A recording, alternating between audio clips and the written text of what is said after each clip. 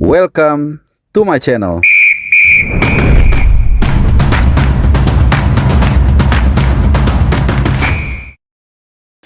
Halo, selamat datang di channel Bung Harpa. Selamat hari Selasa juga. Ini akan menjadi video kedua gua dalam satu hari. Sudah sekitar 16 hari lagi ya, bukan sekitar, tapi to be precise 16 hari lagi sebelum pertandingan antara Indonesia dan Australia akan berlangsung. Dan kita akan mengupdate aja ya secara umum. Jadi ini akan jadi gado-gado persiapan tim nasional Indonesia. Mungkin pertama dari aspek pemain. Dari pemain ini memang masih menunggu proses naturalisasi. Ini gue dapat info langsung. Bukan mungkin ya, tapi memang udah disebarkan ke semua klub para pemain yang punya potensi untuk dipanggil. Dan gue udah dapat info yang lumayan kredibel, tapi gue belum bisa ungkap secara firm di sini. Gue mesti cross check lagi. Yang pasti gue hanya bisa memberikan indikasi itu nanti akan menunggu seperti yang gue bilang tadi, 3 pemain yang sedang on the way naturalisasi, yaitu Joey Pelupesi, kemudian juga Dean James dan juga Emil Laudero. Jadi dari info terakhir ini bahasanya seperti ini.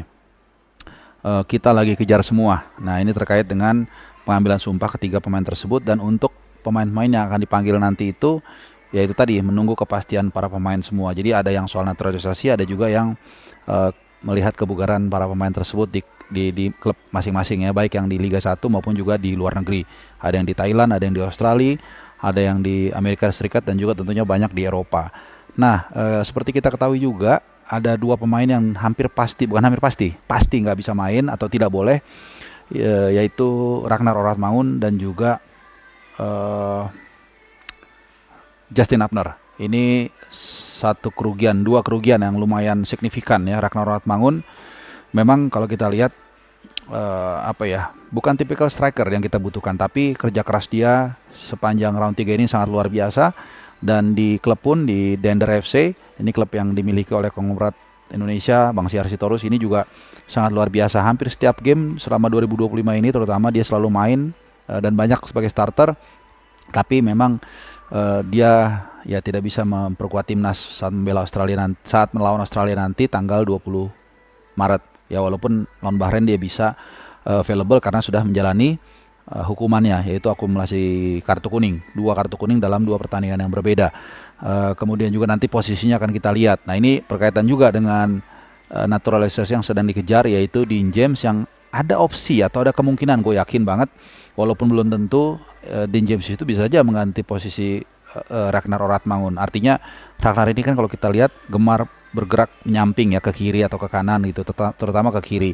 Dan kalau itu digantikan oleh Dean James, itu memungkinkan, karena Dean James seperti yang sering gua ungkapkan dalam beberapa video sebelumnya, ini aslinya adalah left winger dan dia punya kemampuan menyerang dan bertahan mungkin hampir sama bagus ya, walaupun terakhir di Go Ahead Eagles dia lebih banyak berperan sebagai left back dan sangat solid ya. Mungkin aja disejajarkan Dean James di kiri sebagai LW atau left winger, dan kemudian Verdong sebagai LB. Nah, artinya kan punya penyerangan, dua-duanya ini punya daya ledak di kiri yang luar biasa, tapi juga ketika mungkin dibutuhkan bertahan untuk menghadapi agresivitas dari Sokros yang pasti akan mengambil inisiatif sejak menit pertama ini, juga mumpuni juga bertahannya. Ini satu kemungkinan. That's why semua ini sangat tergantung dari proses pengambilan sumpah, kemudian juga dari DPR dulu ya, Kemenkumham, Presiden, kemudian ke DPR, baru nanti pengambilan sumpah antara di Belanda atau di Belgia kemungkinan, baru nanti mungkin Alex Pastoor dan Patrick Kluivert lebih menarik, lebih bulat gitu ya, lebih firm untuk meraciknya. Nah, kemudian juga kita masih mencari sosok pengganti dari Justin Upner. Nah, ini tergantung juga formasi yang nanti akan ditampilkan oleh Patrick Kluivert dan juga Alex Pastoor di lawan Australia nanti, apakah memakai 3 back dalam formasi 3-4-3 atau memakai formasi 4-4-2. Nah, kalau pakai 4 back mungkin ini udah solved. Artinya kemungkinan besar Hilgers akan berduet dengan Jay Itzes. Ya, Hilgers sudah pulih hampir 100% mungkin. Kemarin di laga Eredivisie lah dia main full saat timnya bermain 1-1. Jadi nggak ada masalah berduet dengan Jay Itzes ya, walaupun Jay Itzes juga harus ada alert juga nih karena dia sudah mengantongi kartu kuning bersamaan dengan Martin Paes dan juga Verdong, jadi harus hati-hati ya. Kalau sampai dia mendapatkan kartu kuning lagi di pertandingan menghadapi Australia, maka di pertandingan menghadapi Bahrain yang mandatori atau wajib kita menangkan, kita akan patah kaki gitu loh, kehilangan seorang pemimpin, seorang leader dan juga seorang back yang paling berpengalaman, mungkin pemain yang paling tinggi kualitasnya di tim nasional kita saat ini itu. Jadi tergantung. Nah, kalau seandainya skenario-nya adalah Patrick Kluivert tetap memainkan 3 back, maka CB kirinya ini kita yang patah. Nah, CB kiri ini sejatinya kan tadi diisi oleh El Preman. Nah, alternatifnya siapa? Nah, ini juga sama nih, kayak nyusun puzzle. Verdong bisa aja ditaruh di sana sebagai CB kiri, dan kemarin pun di Nijmegen waktu menghadapi Feyenoord ya kalau nggak salah main 0-0 itu dia main sebagai CB kiri dan sangat tenang, sangat relax, sangat bagus sekali, sangat firm. Dia menjalankan perannya sebagai JB kiri. Jadi mungkin aja kemudian Dan James nanti ditampilkan sebagai LB. Ya nanti mungkin LW-nya mungkin tetap strict atau seperti apa kita nggak tahu. Yang pasti dari informasi terakhir yang gue dapat, para pemain tersebut, Justin Abner dan juga Raka Ratmangun itu, walaupun dia absen menghadapi Australia, visanya sudah diurus. Ya gue ada bukti otentiknya tapi gue nggak bisa kasih lihat ke teman-teman semua.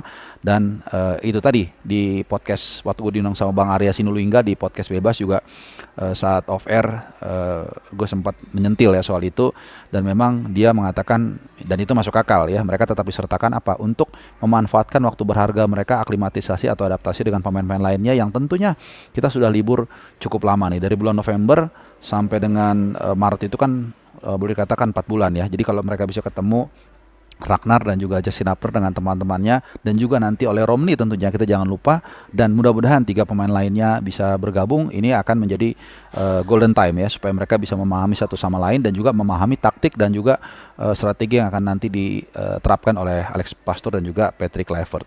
Nah, itu soal komposisi pemain dan juga soal taktik dan strategi yang mungkin akan diterapkan. Dan terakhir sebelum gua tutup, gua mau ngasih satu informasi lagi soal direktur teknik. Nah, ini teman-teman paling banyak nanyakan, dan memang betul waktu itu gue memberikan informasi bahwa akan mendarat tanggal 28 Februari di Indonesia, dan itu memang informasi resmi juga yang dikeluarkan oleh PSSI, baik melalui Ketua Umum PSSI Pak Erick Thohir dan juga Bang Arya Sinulinga. Itu 2 kali kalau nggak salah dilemparkan saat kita diajak ngobrol di Menara Dana Reksa, dan saat gue podcast juga dengan Bang Arya. Saat offer juga beliau mengatakan rencananya tanggal 20 Februari. Tapi memang kelihatannya ada shuffle, ada perubahan yang dilakukan, yaitu tadi justru mereka menunjuk Jordi Cruyff sebagai technical advisor, seperti dalam beberapa kesempatan juga, dan juga dari PSSI mengatakan dia ini tugasnya adalah untuk sebagai penasihat teknis terkait dengan susunan kepelatihan yang ada. Jadi bahasa gampang, dia adalah koordinator pelatih lah gitu. Jadi dia akan menentukan komposisi pelatih yang cocok di tim kepelatihan nanti gitu loh, bekerja sama dengan tentunya pelatih-pelatih yang sudah ditunjuk oleh PSSI, yaitu Patrick Kluivert, Alex Pastoor, Van den Berg, dan juga satu lagi gue lupa ya, pokoknya itulah gitu. Nah, ini belum tahu ya, mungkin ada perubahan seperti apa. Jadi nanti akan menunggu tentunya masukan-masukan dari Jordi Cruyff, anak dari Johan Cruyff, untuk menunjuk direktur teknik nanti, yang kemungkinan juga ada orang Belanda dan bahkan pelatih lokal. Nah, ini kan juga bertanya-tanya juga teman-teman, kok asisten pelatihnya belum ada, asisten pelatih lokal. Jadi sekali lagi ini nanti menunggu tentunya konsultasi ataupun advice dari Jordi Cruyff dalam beberapa hari ini, dan kita harapkan sebelum tanggal 20, bahkan kalau bisa dalam beberapa hari ini bisa ditentukan, sehingga secepat mungkin ya, walaupun ini udah agak telat menurut gua, sudah mepet, bisa kemudian mempersiapkan dengan sebaik-baiknya dalam pertandingan menghadapi Australia dan juga Bahrain 20 dan 25 Maret yang tentunya tiketnya baru saja ludes ya. Kalian ikut tiket war tentunya, Indonesia menghadapi Bahrain tanggal 25 Maret. Walaupun nggak tahu ya, mungkin aja atau mudah-mudahan ada kloter kedua ya. Luar biasa, walaupun tiketnya naik tapi tetap diburu oleh fans tim nasional Indonesia yang memang sedang on the way, mudah-mudahan ke jenjang yang lebih tinggi. Alright teman-teman semua, itu aja update sedikit dari gua terkait dengan situasi persiapan tim nasional kita dalam rangka round 3 ya, kualifikasi Piala Dunia menghadapi Australia dan Bahrain. Semoga informasi ini bermanfaat buat teman-teman, sehat selalu dan adios.